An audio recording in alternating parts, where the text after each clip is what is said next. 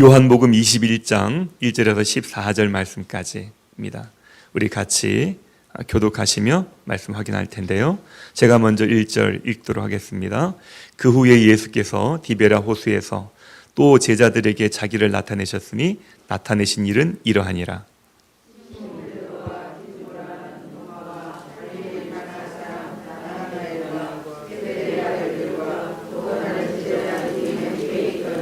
시몬 베드로가 나는 물고기 잡으러 가노라 하니 그들이 우리도 함께 가겠다 하고 나가서 배에 올랐으나 그날 밤에 아무것도 잡지 못하였더니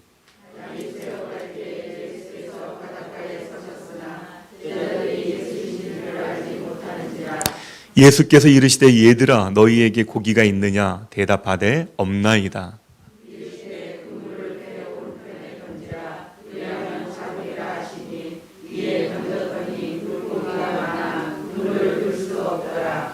예수께서 사랑하시는 그 제자가 베드로에게 이르되 주님이시라 하니 시몬 베드로가 벗고 있다가 주님이라 하는 말을 듣고 겉옷을 두른 후에 바다로 뛰어내리더라.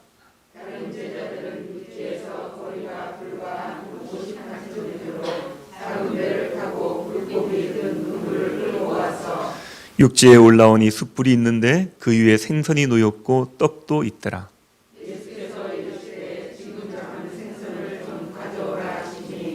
시몬 베드로가 올라가서 그물을 육지에 끌어올리니 가득히 찬 큰 물고기가 153마리라 이같이 많으나 그물이 찢어지지 아니하였더라.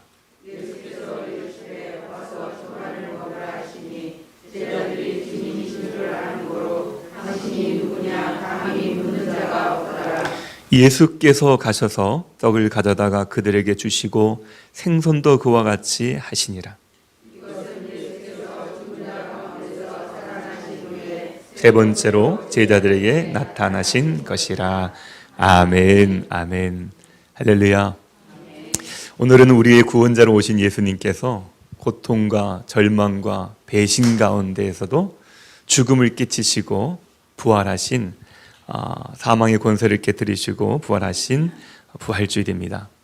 이 부활절, 주님의 그 부활이 바로 저와 여러분들을 살게 하는 줄 믿습니다. 할렐루야. 이 부활의 고난주간을 지나면서 부활의 의미들을 많이 묵상하셨을 텐데 예수님께서 왜 이런 고난의 시간을 거치셨는지 여러분 나름대로 깨달으셨을 줄로 믿습니다. 예수님이 왜 그 고난을 겪으셨습니까? 예수님이 왜 그 배신을 겪으셨습니까? 예수님이 왜 그 수치를 당하셨으며 그 아픔을 당하셨을까요? 여러분, 왜 당하셨을까요? 그냥 하나님이니까? 하나님이 시켰으니까? 왜일까요? 그거는 바로 저와 여러분의 구원을 위해서입니다. 할렐루야. 제가 매 설교 때마다 이런 말씀을 드립니다. 우리는 살아야 된다고. 근데 이 산다는 얘기가 뭐냐면은 이 땅에서 잘 먹고 잘 살아야 된다는 의미도 있지만 그것이 본이 아니에요. 기본이 아닙니다. 우리가 살아난다는 건 뭐냐면은 구원을 얘기하는 거예요. 할렐루야. 근데 그 구원은 무엇을 의미하느냐? 바로 천국을 의미하는 거예요. 제가 구원받아야 된다, 살아야 된다 이렇게만 말씀을 드리니까 의미를 잘 못 깨닫는 분들이 계시는 것 같아요. 근데 구원은 지옥과도 연관이 되어 있어요. 구원은 천국과도 연관이 되어 있습니다. 그래서 구원 받으면 천국 가는 거고요. 구원 못 받으면 지옥 가는 거예요. 그러니 저와 여러분들이 살아나지 못하면, 구원받지 못하면 지옥 가는 겁니다. 여러분 지옥 가시면 좋겠습니까? 감이 안 오세요? 지옥 그까이 거 이런 건가요? 네. 한번 여러분 지옥에 대한 깊은 묵상을 한번 해보시기를 바랍니다. 지옥이 어떤 곳일 것 같아요? 제가 지난번 한번 예화를 말씀드렸잖아요. 지옥은 아무리 좋아도 뭐더라고요? 감사합니다. 늘 이렇게 잊어주시니 제가 또 다시 말씀을 전할 수 있을 것 같아요. 지옥은 아무리 좋아도 똥통 쏙이더라. 이런 예화 기억나십니까? 예. 어떤 사람이 지옥에 갔더니 지옥에도 선택할 수 있는 권리가 있더라는 거예요.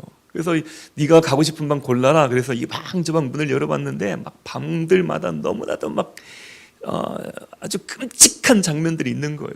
그러니까 뭐 말로 표현할 수 없지만 막 눈알을 뽑기도 하고 막 내장을 꺼내기도 하고 뭐 이런 고통 속에 있는 그런 방들이 있는데 어느 방에 딱 갔더니 그 똥이 가득 찼는데 그 방에 죄송합니다 식전인데 똥이 가득 찼는데 다들 이렇게 똥통 속에 얼굴을 이렇게 내밀고 있더라는 거예요. 야, 그래도 이거 지옥 중에서도 천국이다. 다른 데 가면은 막 찌르고 뽑고 자르고 막 이러는데 여기는 이렇게 똥통 속이지만 머리를 이렇게 다 내밀고 있으니까. 그래서 나 이 방 들어가겠습니다. 그러고 선택해서 그 방에 탁 들어가서 그 똥통 속에 몸을 탁 담그는 순간 거기에 관할하고 있는 이 사람이 그런 얘기 하더라는 거야.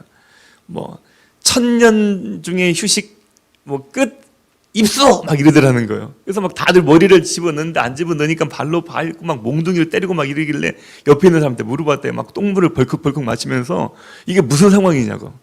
그러니까 1000년에 한 번씩 1초씩 잠깐 나오는 사이인데 그런 시간인데 당신이 그때 마침 들어온 겁니다. 그러더라는 거예요. 그래서 그 똥통 속에서 1000년 동안 몸을 담그고 머리를 담그고 그 안에 숨을 쉬어야 되는 아주 비참한, 그래서 그 예화로 정말 그런 것인지는 모르겠습니다. 아마 그 지옥을 형상화하기 위해서 그렇게 만들어낸 이야기이겠지만 지옥은 아무리 좋아도 똥통 속이라는 거예요.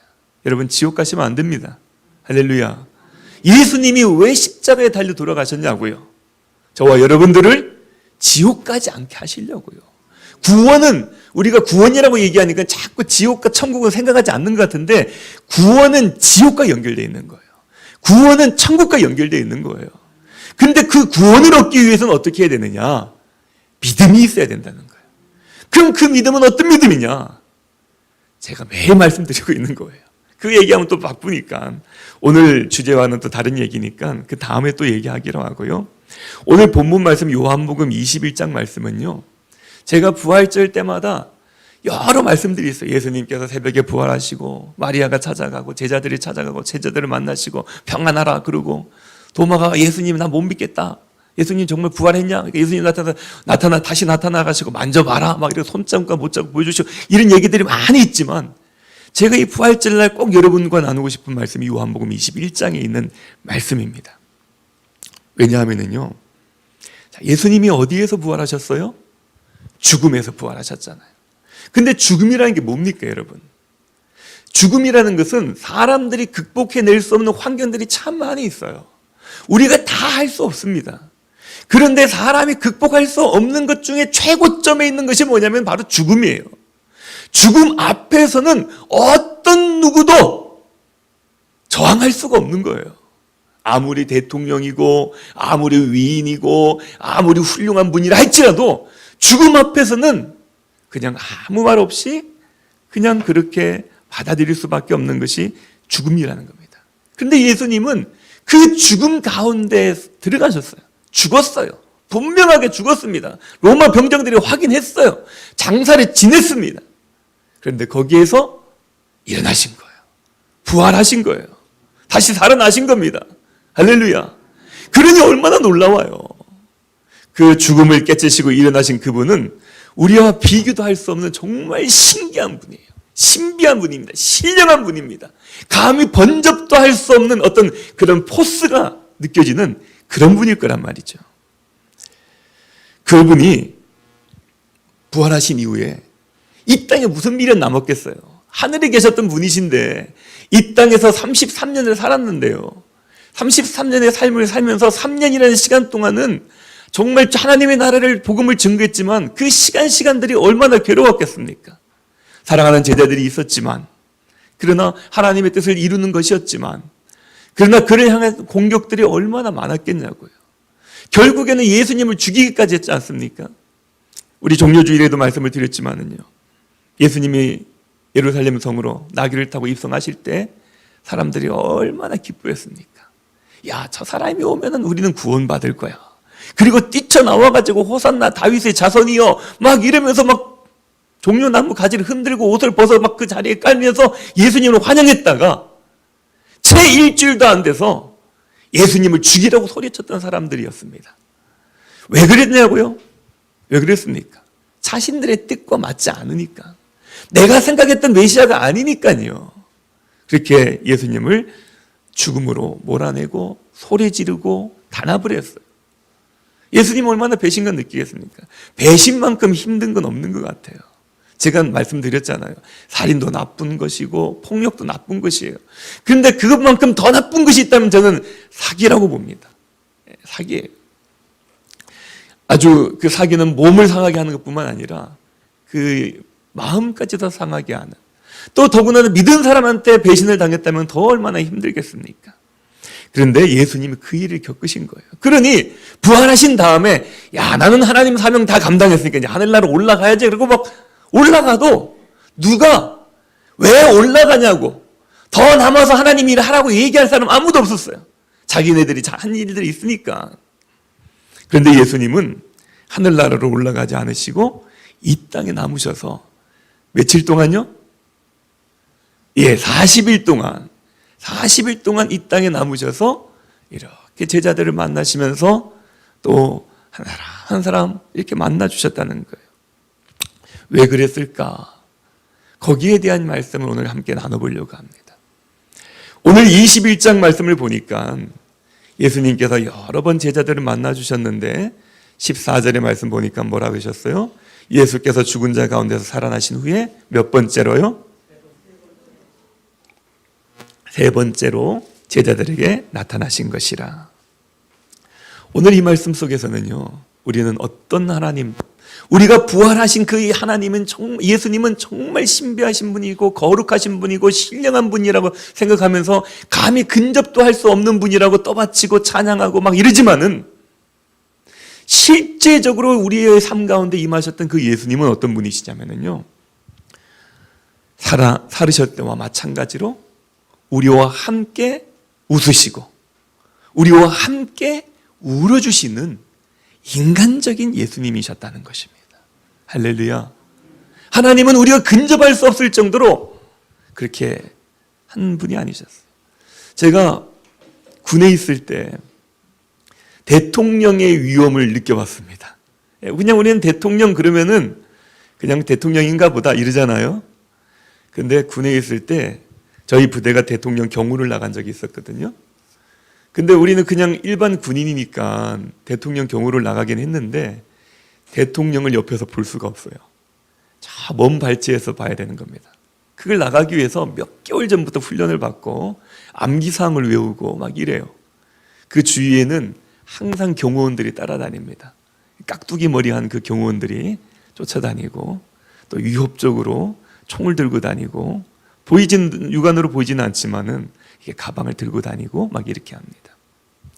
참 가까이 할 수 없는 분이 대통령이구나, 이거를 느꼈어요. 근데 하나님도 어떻을까요? 예수님을 생각하면은 우리는 예수님이 그런 분처럼 생각하지 않나요? 여러분 한번 생각해 보십시오.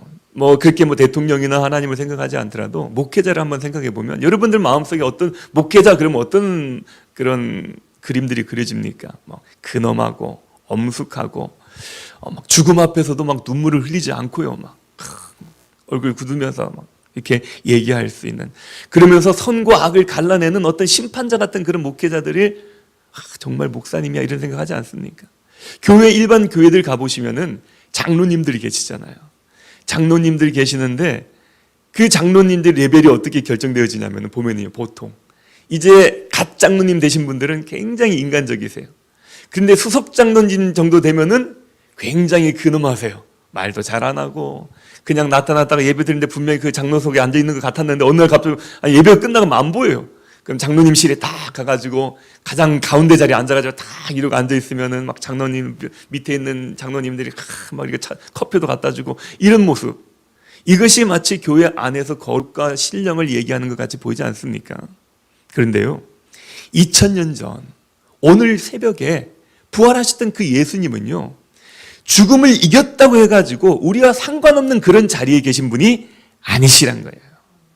그분은 변함없이 우리와 함께 웃고 웃을 수 있는 인간적인 예수님이셨습니다. 그분이 그러기에 진리가 될 수가 있는 거예요. 그분은 죽음을 경험했다 그래서 그 어깨에 힘을 주고 목에 힘을 주고 우리와 거리를 두는 그런 분이 아니라 그럼에도 불구하고 우리를 찾아오신 분이 예수님이시더라. 오늘 말씀에 보면은 내용은 이런 겁니다. 예수님이 부활하셨어요. 근데 제자들이 다 이제 자기 고향 갈릴리로 내려간 겁니다. 근데 여기에 대해서도 여러 얘기가 있습니다. 베드로와 7명의 제자들은 예수님을 이미 부활하신 다음에 만났어요. 그런데 많은 분들의 해석은 이래요.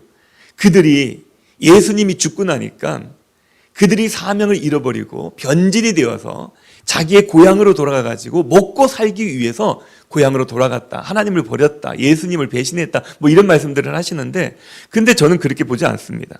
왜냐하면 마태복음에도 보면은 제자들이 그런 말씀하셨죠. 내가 살아난 후에 너희보다 먼저 갈릴리로 갈 것이다. 그리고 마태복음 28장에 보면은 처음 만난 마리아에게 이런 말씀하십니다. 내가 가서 내 형제들에게 갈릴리로 가라 하라. 거기서 나를 보리라 하리라. 예수님이 이미 제자들에게 갈릴리로 먼저 가 있으라고 말씀을 하신 거예요. 그래서 그 베드로와 7명의 제자들이 예루살렘에서 예수님을 만난 후에 부활하신 후에 만난 다음에 갈릴리로 내려간 겁니다. 그리고 예수님의 그 약속을 믿고 내려갔던 것이죠.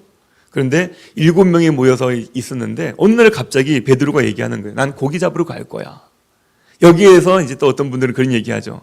베드로가 예수님을 믿음이 변질돼 가지고 고기를 잡으러 갔다. 이렇게들 얘기를 하시는데 여러분 그 베드로가 그 고기를 잡으러 간 이유가 저는 있다고 봅니다. 그 이유가 뭐냐면은요.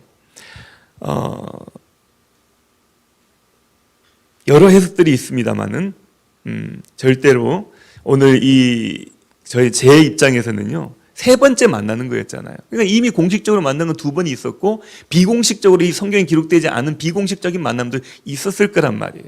그런데 예수님을 배신할 리가 없습니다. 그런데 이들이 예수님을 만나기 위해서 약속을 받고 그 갈릴리에 내려갔는데 정서상 그래요. 정서상. 그냥 그 장정 7명이 빈둥빈둥 놀면서 그냥 있기가 적적했을 거예요. 그게 빈둥거리면 노는 게 쉽습니까? 여러분들도 경험하고 있잖아요, 요즘. 코로나19 때문에 집안의 모든 가족들이 다 모여 있지 않습니까? 근데 모여 있다 보니까 학생들은 학교 안 가고 막 이러니까 얼마나 좋아요. 이제 공부 선생님도 없고 숙제도 없고 이게 그 영상으로 듣기는 하지만은 그러니까 빈둥빈둥 거리는 모습을 볼 때마다 어떻습니까? 부모 마음도 쉽지 않고 빈둥거리는 자녀들도 쉽지 않을 거예요. 눈치 보면 더 빈둥거려야 되니까 쉽지 않은 거예요. 그래서 그런 적적함도 있을 것이고 또 그 조그만 시골 동네니까 정서상으로 시골에서 다 큰 사람들이 그렇게 빈둥거리는 것은 옳지 않은 거예요. 그리고 그리스도인으로서 또 고향에 있는 형제나 친지들 앞에서 그렇게 놀고 있는 모습이 바람직하지 않았던 것입니다. 더군다나 지금 제자들은 그 고향을 떠난 지 몇 년이 됐습니까? 3년이라는 시간이 걸렸잖아요. 3년의 시간 떠나 있는 동안 가족도 버리고 부모도 버리고 직장도 버리고 다 버리고 간 사람들이에요. 근데 3년 만에 돌아온 겁니다. 그러니 그리스도인으로서 마음에 가책이 있었을까 없었을까요? 있었겠죠. 왜냐하면 3년 동안 비운 동안 다른 가족들이 어려웠을 거 아니에요. 그러니까 거기에 대한 무언가를 좀 갚아줘야 되겠다는 생각 때문에 그들은 이제 예수님이 언제 온다는 약속도 없었고요. 그러니까 그러면 내가 돈이라도 벌어서 고기라도 잡아가지고 가족을 부양하겠다는 마음이 있었을 거라는 거예요. 더군다나 그 얘기를 누가 했습니까? 나는 고기 잡으러 가노라? 베드로가 얘기했죠. 왜 베드로가 먼저 했을까? 저는 생각해 보니까 베드로는 가족 부양하는 가족이 더 많았어요. 자기 가족만 있었던 게 아니라 성경에 보니까 장모님도 모시고 있었어요. 그러니 장모님 보시기에 얼마나 미안했겠습니까? 부인을 가족을 다 버리고 3년 동안 떠나 있다 돌아왔으니 그러니까 그동안 못 해드렸던 거라도 해드려야 되겠다는 마음에 이제 나는 고기 잡으러 간다라고 얘기를 하지 않았을까 그런 생각을 해보았습니다. 그랬더니 같이 있던 6명의 제자들도 그럼 나도 갈래. 그리고 다 따라 나온 것이죠. 그런데 그들이 3년 만에 그물을 잡아서 그랬는지는 모르겠지만 이게 쉬웠겠습니까? 손을 놓고 있다가 이제 다시 그 고기를 그물을 다 잡으려고 하니까 고기를 잡으려고 하니까 쉬웠겠냐는 어려웠었겠죠. 그래서 그런지는 모르겠지만 그날따라 고기가 잘 잡히지 않는 거예요. 밤을 새도록 땀을 흘리면서 고기를 잡았는데도 허탕이었습니다. 그들의 마음은 찹찹하지 않았겠습니까? 왜냐하면 그 고기를 잡으러 갈 때에는 그런 마음이 있었을 거예요. 내가 왕년에 내가 이 갈릴리 바다에서 잔뼈가 굵은 사람이야. 내가 나가기만 하면 고기를 다 쓸어왔으니까 이번에도 나가면 분명히 내가 고기를 다 쓸어올 거야. 그러면서 3년 전 생각을 하면서 내가 내일 아침에 동이 트면 만선의 깃발을 흔들면서 내가 돌아오리라. 그리고 가족들에게 내가 이렇게 벌었다고 얘기하며 돌아오리라 라고 생각하면서 가지 않았겠느냐는 것이죠. 그런데 실상은 어때요? 현실은 이게 잘 안 되는 거예요. 그물질이. 이 배 젓는 것도 잘 안 되는 거예요. 그리고 그 꿈이 묽은 품처럼 사라질 그 새벽녘이었었습니다. 그때에 저 언덕 그 해변가에 있었던 한 언덕에서 어떤 사람이 소리쳐 묻는 거예요. 얘들아, 너희에게 고기가 있느냐? 우리말로 좀 바꿔보면 고기 좀 잡았느냐? 이런 질문을 하는 것이죠. 그래서 제자들은 그 맥 빠진 소리로 아무것도 못 잡았습니다. 대답을 하고 있는데 그때 세베대의 아들들 중에 예수님의 사랑을 받았던 사람이 있었습니다. 누굽니까? 요한이 예수님을 알아본 거예요. 저기 계신 분은, 저기서 계신 분은 분명히 주님이시야. 알아본 거였었습니다. 그때 그들의 마음이 얼마나 놀랐을까요? 그리고 얼마나 감사했을까요? 거기에 서 계신 분이 주님이라고 하시니까. 왜냐하면 주님은 지금 이제 그 죽음에서 일어나신 지가 얼마 안 되신 거예요. 1년이 지나고 2년이 지난 게 아니라 며칠이 지나 있는, 몇십일이 지나 있는, 한 달이 채 되지 않은 그런 시간이었기 때문에 깜짝 놀랐을 겁니다. 아마 그런 마음을 여러분들 아십니까? 주님이 나를 찾아왔을 때의 그 감격. 제가 지난번 2주 전에 자살을 하러 가다가 예수님을 만난 얘기를 해드린 적이 간증을 했잖아요. 근데 그 이후에 얘기를 잠깐 얘기하면은 예수님을 만나고 나니까 죽을 마음은 사라지더라고요. 죽을 마음은 사라진데 이 목사가 되는 건 아닌 것 같아요. 아무리 생각해도. 죽음보다 더 어려운 게 목사인가 봅니다. 그래, 내가 살아야 되겠다. 예수님이 나를 위해서 죽으셨으니 나보고 살으라고 하시니 난 살아야 되겠구나 라는 생각을 하는데 목사는 아닌 것 같아요. 아무리 해도. 그러면서 고민했습니다. 그런데 지혜가 딱 떠오르는 거예요. 그래, 목사만 하나님이라 하는 거 아니잖아. 더 좋은 일 하면 되잖아. 그러면서 다른 일을 좀 찾아봤습니다. 내가 할 수 있는 일이 뭘까? 하나님의 그 뜻에 부합한 일이 뭘까? 그러다가 보니까요, 그때 찾아보니까 그런 게 있더라고요. 하나님의 일이라는 게 이 땅에 공의를 실천하고 억울한 사람, 연약한 사람들을 도와주고 막 그런 일 하면 좋잖아요. 그게 하나님 일이 아니겠습니까? 그래서 저는 제 꿈이 뭐였냐면 은행원이었다니까요. 은행원. 왜냐하면은 은행원은 주일날 쉬니까 매일 주일날 잘 지킬 수 있죠. 또 예전에는 제가 학교 다닐 때는 여러분들 다 아시겠지만 그 인문계보다 상고가 더 유명한 데가 있었습니다. 그래서 상고를 나오면은 돈을 잘 버는 거예요. 그래서 돈 잘 버는 은행원이 되어서 주일학교 아이들, 우리 학생부 애들에게 마음껏 맛있는 거 사주면서 걔네들을 좀 잘 교육시키는 그런 장로님이 돼야 되겠다는 생각을 했었다니까요. 그래서 억울한 사람들 지켜주고 보호해주는 것이 하나님의 뜻이 아닐까 이런 생각이 들면서 보니까 경찰을 지원을 하면은 가산점이 있더라고요. 가산점을 주더라고요. 저는 군대를 제대한, 저희 부대를 제대하면 가산점이 있더라고요. 그래서 바로 이거야. 요즘은 모르겠어요. 가산점이 있는지 없는지. 없어졌다는 얘기도 있고 하는데 저 때는 그랬거든요. 그래서 이제 마음을 정했습니다. 나는 신학대학으로 복학을 하지 않고 나는 경찰이 돼야 되겠다. 그래서 민중의 지팡이가 되어가지고 법을 실현해야 되지. 이제 이런 마음을 갖고 있었는데 그 저녁 때 그때 한참 믿음이 좋았을 때니까 잠들기 전에 늘 기도를 하며 잠들었거든요. 근데 분명히 기도를 시작했는데 그 다음에는 잠이 들었는지 어쨌는지 모르는데 기도 중에 본 건지 근데 하여튼 눈을 떴을 때는 베개에 머리를 대고 있었으니까 잠이 들었던 것 같아요. 잠이 든 상황에서 어떤 환상 꿈을 꾸었는데 그런 꿈을 꾸었습니다. 제가 지하 깊은 데 내려가가지고 일을 하고 있는 거예요. 그러면서 마음속에 어떤 마음이 있으냐면은 여기 있는 건 아무도 모를 거야 막 이러면서 열심히 해서 돈 벌어야지 이런 마음으로 일을 하고 있는데 누군가가 나를 찾아왔다는 거예요. 같이 일하시는 분이 야 김용호 누가 찾아왔어 막 이러는 거예요. 그래서 제가 그때 느낀 것은 아주 깊은 지하 공사장이었거든요. 아무도 찾아올 수 없는, 아무도 모르는, 누구에게도 얘기하지 않았기 때문에 모르는 그런 상황이라고 믿고 마음 놓고 있는데 누가 나를 찾아왔다는 거예요. 이상하다. 누가 나를 찾아왔을까?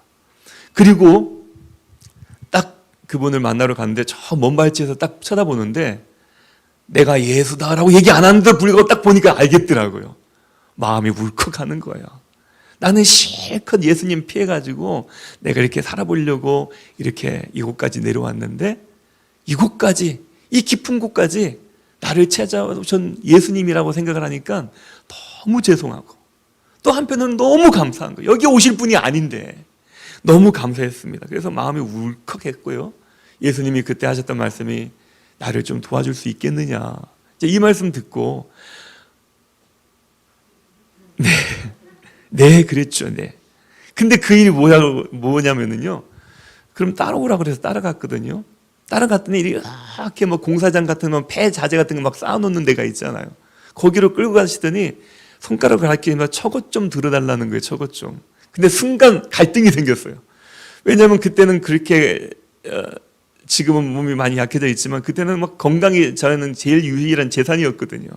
그런데도 불구하고 이 쓰레기 더미를 치워야 된다는 것이 너무 귀찮은 거예요. 지저분한 거예요. 그래서 잠깐 머뭇거렸는데 예수님이 여기까지 나를 찾아오셨으니 이건 못하겠냐. 그래, 힘쓰는 건 내가 잘하는 전문 분야니까 해야지. 그리고 그 막 쓰레기를 치우면서 말씀하신 그 나무를 떡 집어들었는데 이게 어떤 거냐면 저보다 더 큰 십자가인 거예요. 십자가를 딱 꺼내 들었는데 주님이 그걸 들고 좀 따라와라 그러시는데 어깨에 메고 쭉 예수님이 걸어가신 뒤를 따라가는데요. 주님이 가시면서 묻는 거예요. 무겁지? 막 이러시더라고요. 근데 희한하게도요, 이상하게도 하나도 안 무거워요. 합판으로 만든 십자가인지 하나도 안 무거워요. 그래서 하나도 안 무겁습니다. 그러는데 그 얘기하는데 왜 그렇게 눈물이 나는지 모르겠더라고요. 어쨌든 그런 일이 있었습니다. 아마 제자들의 마음이 그런 마음이 아니었을까. 자신들이 지금 예수님 앞에 책망을 받아도 마땅한 사람들 아닙니까? 그런데도 불구하고 예수님이 찾아오셨다고 생각했을 때 얼마나 감사했을까, 얼마나 놀랬을까 이런 생각이 듭니다. 근데 그 예수님이 거기에 그 언덕에 언제부터 서 계셨을 것 같아요, 여러분들? 제자들이 한참 실패하고 고기질을 헛금물질하고 그때 예수님께서 이제 좀 쉬시다가 좀 주무시다 잠 깨가지고 그때 나오셨을 것 같습니까? 제가 생각할 땐 그러지 않은 것 같아요. 그 제자들이 처음 바다에 나와서 그물질을 시작할 때부터 아마 예수님은 거기에 서 계시지 않았을까 싶습니다. 왜냐하면 예수님의 관심은 누구에게 있어요? 바로 그 제자들에게 있었기 때문에 그렇습니다. 여러분들에게 한번 여쭤볼게요. 지금 이 자리에 주님이 계십니까? 지금 이 자리에 여러분들 주님이 계신다고 생각하십니까? 지금 이 성전에 계신 분들도 묻지만은 집에서 예배하는 영상 예배를 드리시는 분들에게도 묻고 싶어요. 그 자리에 예수님이 계십니까?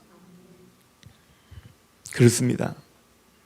모진 고통과 수모를 당하셨던 주님은 그들이 어떤 자리에 있든지 그 자리에 늘 함께 서 계셨던 분이셨던 것이에요. 그리고 그 분께서는요, 그렇게 고통과 수모 가운데서도 죽음 가운데서 일으키시는 아주 놀라운 일들을 일으켰지만은 우리로부터 멀리 떨어지신 분이 아니라 항상 우리를 바라보시며 우리의 고생하는 그 모습들을 지켜보시는 분이십니다. 그리고 그분이 우리에게 와서 말씀하세요. 뭐라고 제자들에게 말씀하셨습니까? 배 우편에 그물을 던지라. 뭐 말씀하셨어요. 그리고 그 말씀대로 했더니 어떻게 됩니까? 큰 고기라고 표현되어 있습니다. 153마리, 153마리를 잡히게 되는 것이죠. 근데 놀라운 건 뭐냐면은 그렇게 많은 고기를 잡았는데도 그물이 찢어지지 않았다는 겁니다. 그 제자들의 입장에서 볼 때에 밤새도록 그물질을 했지만은 또 고생을 하면서 빈 그물이었다는 것이죠. 근데 내 곁에 계신 예수님을 바라볼 때에, 내 곁에서 주님이 말씀하신 것을 들었을 때에 그 고생했던 것들은 아무것도 아니라는 것입니다. 여러분 한번 생각을 해볼까요? 그 제자들이 들고 있었던 건 뭐였습니까? 예수님 옆에 계신 줄 몰랐을 때는요, 빈 그물이었었어요. 빈 그물을 가지고 있었을 때 그들이 그냥 정말 우리가 얘기한 것처럼 마음이 변질돼서 그랬나요? 아니에요. 자신의 사명을 감당하려고요. 자신이 가족들에게 책임져야 될 것을 책임지기 위해서, 내가 있는 그 자리에서 최선을 다하기 위해서 그들은 고기를 잡으러 나왔던 거예요. 그런데도 불구하고 빈 그물이었었습니다. 그때 저와 여러분의 마음은 어떨까요? 실망과 절망과 낭망이 찾아오지 않겠습니까? 얼마나 그 그물이 원망스럽겠냐고요. 그러면서 그런 생각 들지 않겠어요? 아이고, 주님 말씀대로 살려고 해도 뭐 되는 게 하나도 없네. 막 이러면서 원망하고 불평하고, 아이고, 그냥 이럴 줄 알았으면 그냥 내가 집에 돌아오지 않고 그냥 딴 데 가서 그냥 살걸. 막 이런 마음 들지 않았겠습니까? 그런데도 불구하고 그 빈 그물은요, 어떤 도구로 쓰이냐면은 하나님의 기적을 체험하는 도구로 쓰임받다라는 거예요. 만약 그들이 그 그물 안에 고기가 조금이라도 잡혔다면은 주님이 그물이 고기가 있느냐라고 물었을 때, 예, 좀 잡았습니다, 이런 마음 들지 않았겠냐는 것이죠.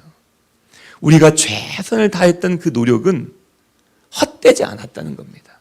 이런 의미에서 우리가 최선의 삶을 살고 있는데도 불구하고 우리 손에, 저와 여러분의 손에 빈 그물이 주어졌다면, 내 손에 주어지는 것이 빈 그물이라고 생각이 든다면, 고통당했던 그 밤새 그물질했던 그 시간이 고통스러운 시간이라고 한다고 할지라도 저와 여러분들은 내 마음속에 가져야 될 믿음은 뭐냐면은 이 고생은 헛되지 않을 것이라는 것입니다.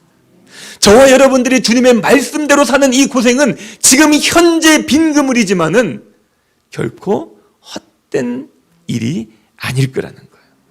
일시적인 고통일 수는 있지만은, 한동안의 눈물과 어려움일 수는 있지만은, 부활의 주님의 영광을 만났을 때는 그것이 우리에게 감사가 되고 은혜가 되어질 줄로 믿습니다. 지금 저와 여러분들이 그물이 비어있지 않습니까? 말씀대로 하나님의 사람답게 살아보려고 수고했지만은 얻은 것이 없지만, 이럴 때 우리에게 중요한 것은 우리의 인생의 바닷가에 서 계신 주님을 만나는 거예요. 근데 이것보다 더 중요한 게 있습니다. 그게 뭐냐면요, 그렇게 놀란 제자들이 이제 예수님을 만나기 위해서 바다에 뛰어들고 주님 앞에 나왔는데, 주님이 뭐라고 계셨냐면은, 예수님이 뭐라고 계셨냐면은 제자들에게 먹이시기 위해서 고기를 굽고 있었어요. 떡을 굽고 있었습니다. 그래서 제가 오늘 제목에 고기 굽는 예수님이라는 제목을 썼어요. 그랬더니 저희 아이가 제목을 유튜브에 올리려고 물어보러 왔다가 이거 제목 잘못된 거 아니에요? 그러더라고요. 마치 무슨 고깃집에서 고기 주워주는 어떤 그런 종업원 같은 느낌 들지 않습니까? 고기 굽는 예수님. 근데 그 부활하신 예수님이요, 정말 놀라우신 은혜의 한 예수님이시지만 그 예수님은 우리와 멀리 계신 분이 아니라는 걸 여러분들에게 말씀드리고 싶은 거예요. 지금 현재 우리는 코로나19라는 그런 상황 속에서 아무것도 하지 못하지 않습니까? 아무 손도 쓰지 못하지 않습니까? 내가 말씀대로 살려고 그러고, 내가 주님의 뜻대로 살려고 하는데도 불구하고, 살았는데도 불구하고 지금 우리의 손에 빈 그물처럼 생각되지 않습니까? 주님은 멀리 계신 것처럼 생각되지 않습니까? 부활하신 예수님은 저 먼 다른 것들만, 우리에게 이상적인 것들만 요구하는 분처럼 생각되지 않습니까? 그러나 그러지 않습니다. 그 예수님은 지금 우리들을 보고 계세요. 그리고 우리들에게 말씀하실 것입니다. 그 말씀이 오른편에 그물을 던지라든지, 아니면 야 수구에다 손 털고 그 그냥 배에서 내려와라든지, 하나님이 무슨 말씀을 하시든지 그 말씀대로 듣는 것이 바로 우리가 살 길입니다. 그렇게 예수님은 인간적인 예수님으로 우리에게 다가오셨어요. 인간적인 예수님으로요. 주님은 우리의 모든 상황을 아십니다. 배고픔도 아시고 지친 것도 아시고 실망하고 있는 것도 다 아세요. 그런데 주님이 뭐라고 말씀하셨습니까? 수고하고 무거운 짐진 자들아 다 내게로 오라. 내가 너희를 쉬게 하리라. 따뜻한 떡을, 따뜻한 생선을 구워서 제자들에게 다 나눠주셨어요. 만약에 예수님께서 그렇게 안 하셔도 되는 분이셨거든요. 만약에 제자들이 배에서 올라왔는데 야, 다 일로 모여봐. 너희들 고기 그물질 했는데 왜 고기 안 잡힌 줄 알아? 너희들 문제가 있어서 그래. 다 일로 와. 회개하자. 막 이른다든지. 예수님을 3번이나 부인했던 이 베드로에게 야, 너 그럴 수 있냐? 내가 너 그렇게 가르쳤어? 막 이러면서 너 나 좀 보자. 뭐 그리고 끌고 가가지고 구석에 가서 교육을 시킬 수도 있었을 거예요. 마음에 하고 싶은 말씀이 얼마나 많이 있었겠습니까? 그런데도 불구하고 그 마음을 다 마음에 담아두고 제자들이 지치고 배고픈 것을 아시고 그들을 위해서 떡을 구워주시고 생선을 구워주셨던 것입니다. 사람에게 영은 육보다 중요한 거 맞습니다. 육보다 더 중요한 건 영이에요. 그러나 영적인 문제는 육적인 문제를 앞서는 건 사실이지만 영적인 문제를 다루기 위해서는 사람들의 관심과 요구에도 우리는 생각을 기울여야 됩니다. 이런 얘기를 하면은 그렇게들 말씀하시는 겁니다. 너무 인간적인 거 아니에요? 근데 여러분, 영적인 사람은 인간적인 사람이에요. 오늘 예수님도 그렇지 않습니까? 예수님보다 더 영적인 사람이 누가 있어요? 그런데 예수님보다 더 인간적인 사람 또 누가 있습니까? 그 제자들을 찾아오셨어요. 죽음이라는 정말 아무도 경험하지 못한 그 일을 겪으신 다음에 피곤하고 힘들고 마음이 괴로웠을 때에도 불구하고 왔습니다. 며칠 전에 제가 유튜브를 막 찾아보는 스타일이 아니라 그랬잖아요. 근데 영상 예배를 하면서 유튜브를 자주 보게 됩니다. 폴 워셔 목사님의 영상이 하나 올라왔더라고요. 폴 워셔 목사님 아시죠? 유명하신 복음, 회심, 확신 이런 아주 두꺼운 책들을 써낸 복음적인 목사님이시지 않습니까? 이분이 영상을 올라왔는데 제목이 뭐였냐면은 어려운 시기에 드리는 격려라는 제목의 영상이었습니다. 여러분들도 한번 찾아서 보시면 괜찮을 것 같아요. 제목이 어려운 시기에 드리는 격려라는 제목입니다. 이 영상의 내용이 뭐냐면은 그분이 섬기고 있는 하트크라이라는 선교 단체에 대한 입장을 전하기 위해서 그렇게 영상을 올리셨는데 그분이 거기에서 이런 얘기를 하는 걸 들었어요. 이 어려운 시기에 돌아보아야 될 우리가 관심 가져야 될 대상들이 있는데 그 첫 번째 대상이 가족입니다. 이 얘기 하시더라고요. 우리의 가족, 이 어려운 시기에 가족들이 어려움을 당하고 있다면 그들에게 먼저 그들의 필요를 채워주십시오. 그런 얘기를 하더라고요. 그 가족의 필요를 외면하면서까지 교회나 선교단체에 헌금하는 것을 우선하지 말라고 합니다. 저도 그 의견에 동의해요. 경제적으로 어려워졌기 때문에 여러분 가정에도 수입이 줄지 않았겠습니까? 지금 당장 우리 가족의 필요가 있는데도 불구하고 야 이건 헌금해야 돼 이러면서 그 가족을 돌보지 않고 교회를 헌금하거나 또는 선교단체에 기부하거나 이런 것들은 나중에 해도 된다는 거예요. 그래서 저도 지난번에 말씀을 드렸지만 영상 예배를 하면서 다른 교회들에서는 뭐 계좌도 올리고 또 그랬지만은 저는 계좌 올리지 않았어요. 필요하신 분들 우리 선장님한테 여쭤보라고 말씀드렸습니다. 그리고 우리가 이 성전에 예배를 드릴 때도 헌금 시간을 따로 갖지 않았습니다. 그냥 뒤에다 헌금함을 놔두고 그냥 자유스럽게 오고 가시면서 헌금하실 수 있도록요. 근데 오늘은 부활주일이니까 특별 절기 헌금을 하셔야 되니까 헌금 시간을 갖도록 하겠습니다만은 하지 않았습니다. 그런데 그 얘기를 했더니 어떤 분들이 걱정을 하시더라고요. 아니 그 시온성교회 다른 교회들보다 임대료가 훨씬 높은데 목사님 그렇게 하면 그 운영됩니까? 재정이 넉넉하십니까? 여러분 개척한 지 1년밖에 안 된 교회가 뭐 재정이 있으면 얼마나 있고 넉넉하면 얼마나 넉넉하겠습니까? 하지만 제 아내는요, 담임 목사로서 너무나도 부족한 거 잘 알아요. 근데 제 아내는 한 가지 믿음이 있어요. 하나님은 신실하시다는 겁니다. 하나님은 언제나 옳으시다는 것입니다. 그래서 포로쇼 목사님도 그런 얘기 했지만 우리는 그분의 손 안에 있다는 믿음이 분명히 있습니다. 그래서 이번 사태로 가족이 어려움 가운데 생기셨다면 가정은 먼저 돌보는 일이 일 때문에 헌금을 미룬다 할지라도, 선교단체에 기부하는 것을 미룬다 할지라도 정죄감을 갖지 마십시오, 이런 얘기를 하시더라고요. 근데 이것이 너무 인간적인 거 아니냐, 그냥 일개 목사의 얘기를 듣고 그러는 거 아니냐? 아니에요.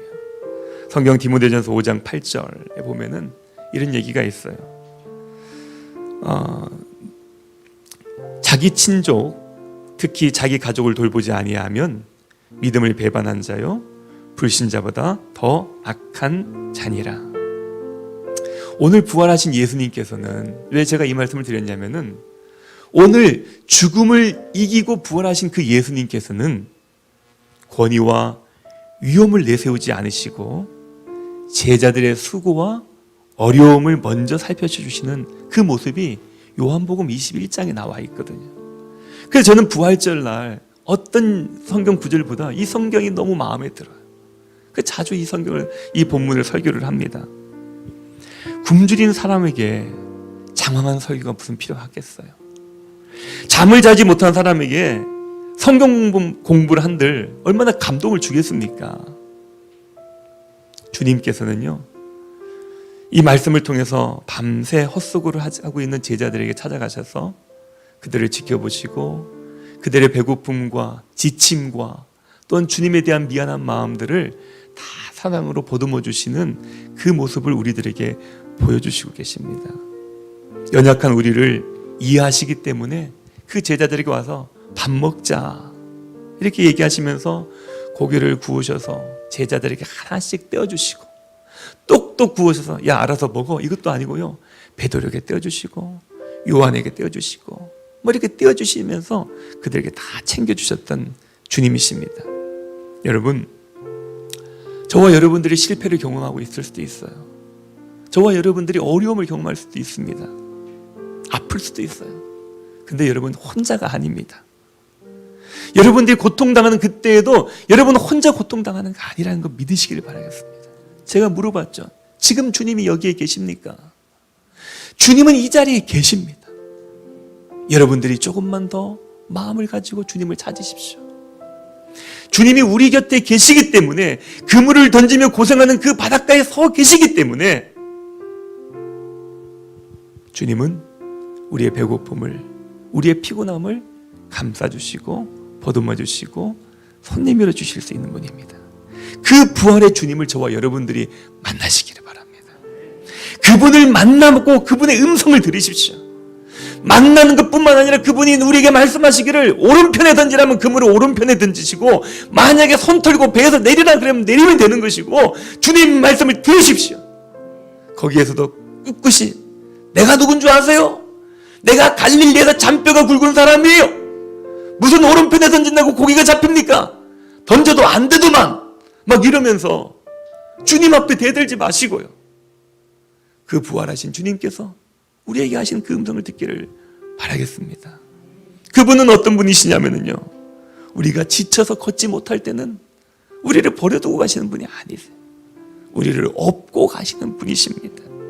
그분이 바로 부활의 주님이세요. 그러나 여러분 꼭 기억해야 되실 건 뭐냐면은, 이 사랑의 주님께서 곧 다시 오실 텐데 그때는 심판의 주로 오실 것입니다. 그때는 때가 늦어요. 내가 그 심판의 주님을 보고 내가 회개하겠다고 발버둥 쳐도 그때는 이미 늦습니다. 심판은 현재 우리의 삶을 통해서 결정되어지기 때문에 그렇습니다. 그러나 지금은 우리가 아직 소망이 있어요. 여러분, 우리의 생명을 다시 한번 가슴에 불태우면서 우리의 삶을 매일매일 이 부활하신 주님을 의지하고 신뢰하고 걸어가시기를 바라겠습니다. 지금은 빈손인 것 같지만, 그 빈손이었지만은 그러나 내가 주님의 말씀대로 최선을 다하며 살겠다고 그 삶을 살아간다면, 내 책임을 다하며 살겠다고 그 책임을 살아간다면 하나님은 다 지켜보시고 여러분들의 그 수고를 결코 헛수고로 끝나지 않게 하실 것입니다. 주님과 함께 승리하시는, 주님과 함께 코로나19를 이겨내시는, 주님과 함께 부활하신 그 주님과 함께 새로운 희망으로 살아내시는 저와 여러분들 되시기를 주님의 이름으로 축원드립니다.